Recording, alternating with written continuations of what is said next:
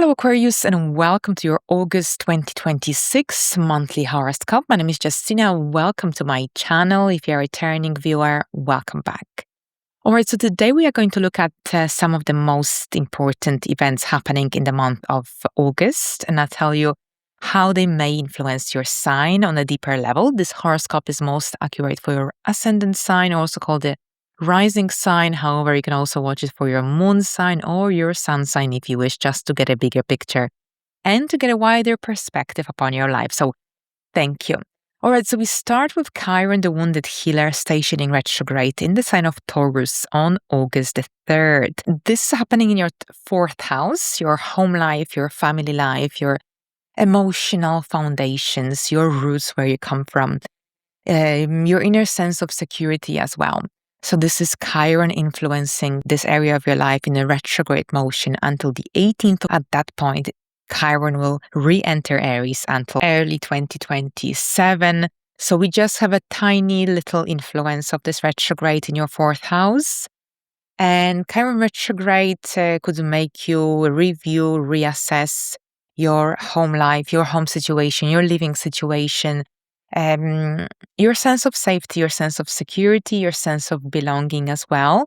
During this time, some unhealed memories, emotions could resurface. Some unresolved matters connected to your home, connected to your family life could come up to the surface. This is a time for healing, so you will be reviewing those memories, situation, looking at them from a different angle, different perspective.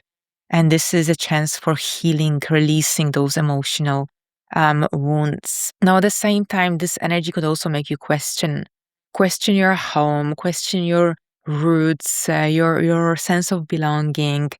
And this is a kind of energy that could help you heal certain family relationships within your family circle. For some people, especially those who have been considering renovating or relocating, moving, making changes to their living situation, this retrograde could bring the much needed clarity in terms of what you truly need to feel safe and secure in the emotional sense, or more grounded. Right, but as I said, this year is just the tiny influence, so you might not feel it fully, but maybe more gently. Mars enters Cancer on the 11th of August, and this is your sixth house. So this is your area of your everyday reality, your lifestyle, everyday life, your work environment, your relationship with your coworkers. This is also here highlighted during this time. So Mars brings momentum, whatever area it transits in our birth charts, and this is your routine, your everyday life.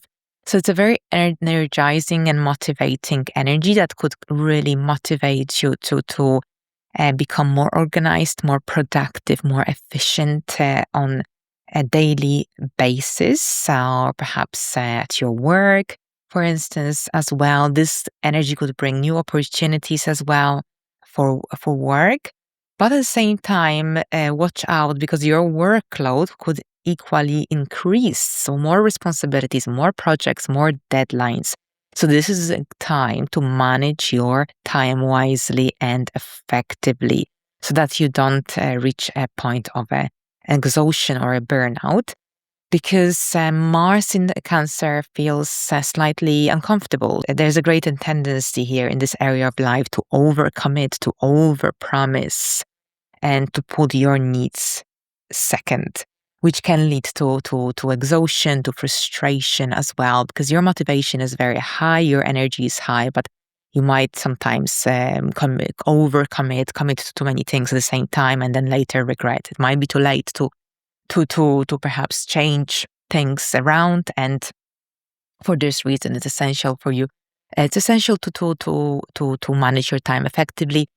Now, watch out. Your reactions might be too emotional at times, or too quick, too dynamic.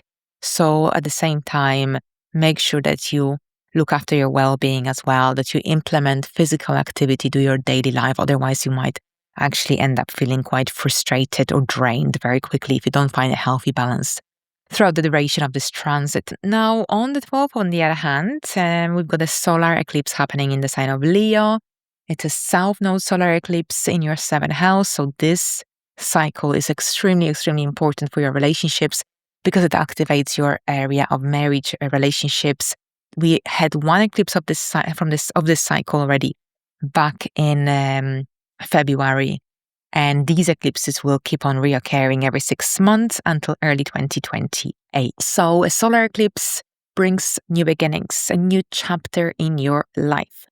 Whether that's a new relationship, a new connection, or perhaps a partnership, client, this will depend on your circumstances. But overall, for all Aquarius rising, those who are single, this is the cycle where you can meet someone in the love or romantic sense.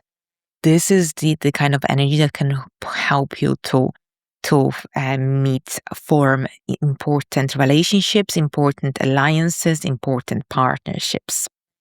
So whether this is happening now, this will depend on your circumstances, but here a big chance for a new commitment, new relationship dynamic, or maybe a new chapter in your existing relationship. Now, generally for those of you who are perhaps struggling in their relationship, this cycle offers you an opportunity for a fresh start, for a new chapter as well, if you're ready for it, if you're both ready to work on this commitment. Because at the same time, with the South Node energy, something is to be eclipsed out of this area of life in order for a new beginning to emerge, to begin. So so we've got some interesting new beginning. At the same time, an end potentially of a connection relationship that drains your energy, that is unfulfilling, and that is unsupportive. But at the same time, here, yes, new connections, new relationship, new alliances, the start of something new, big, a new contract. So it's all about new contracts, new relationships, new chapter for the existing relationship. Now, this eclipse will make you more aware of any imbalances as well, of what's working and what isn't. So it's an important one. It's an important relationship cycle. I know for many Aquarius rising who are in their relationships, and it doesn't mean it has to be about love. It could be about a new job, a new contract, a new client, a new alliance, a new partnership. So lots of different possibilities. And really significant eclipse for your relationship cycle overall. Right, so on August the 23rd, on the other hand, we start Virgo season. So the season that's more practical, that can help us become more organized, more efficient. This is your area of the 8th house, so deep and profound energies. And generally, Virgo season shifts your attention towards something deeper, towards something more meaningful when it comes to your life, to your existence, to your reality. Now, the 8th house is connected to other people, so other people, resources, finances, support. So this is a time when you might be dealing with investment, savings, taxes, insurance, financial agreements, for example, as well. Now, here, this is the kind of energy that can also bring up to the surface and anything that's not working in your relationships on a deeper level. You might find yourself also perhaps reviewing your shared accounts in your personal relationship, in your business partnership. This could be connected to perhaps the need to review finances from a very much larger perspective.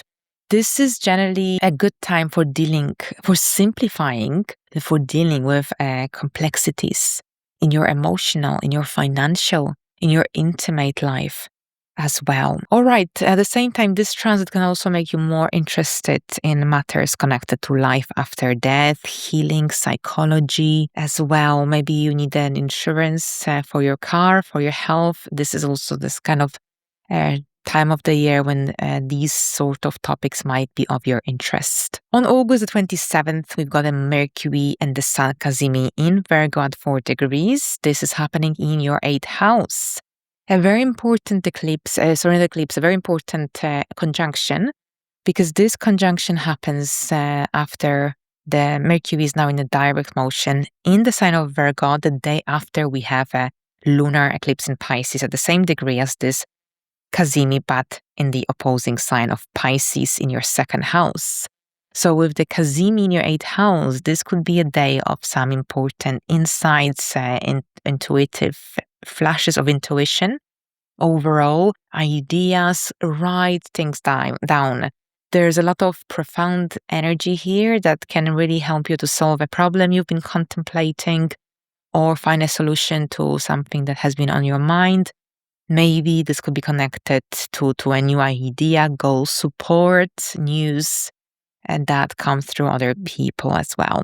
Now, on the 28th, we've got a lunar eclipse in Pisces at 4 degrees of Pisces in your second house. So here, this eclipse activates your area of finances, your income, self-worth, and self-esteem.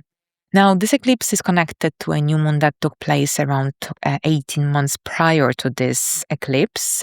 This is connected to your income situation, to your financial security, your relationship with money, financial management, your source of income, your spending habits, and your financial priorities, which might become one of the main topics of the final days of August overall.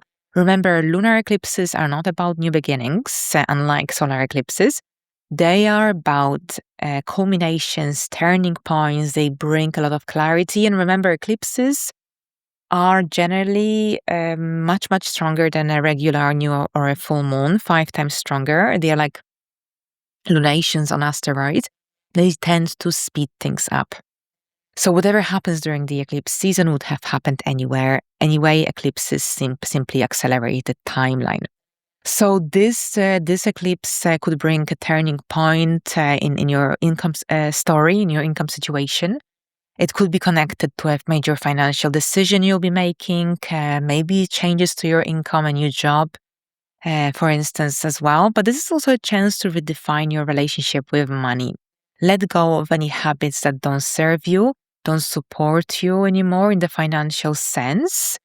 This eclipse could also make you more aware of perhaps where you've been charging for your services if you have your own business. With an opposition to Mercury, and this could be connected to decisions, contracts, conversations about money, about financial responsibilities, for example, as well. Try to avoid making any emotionally driven decisions at this time, especially when it comes to your money situation, to your income.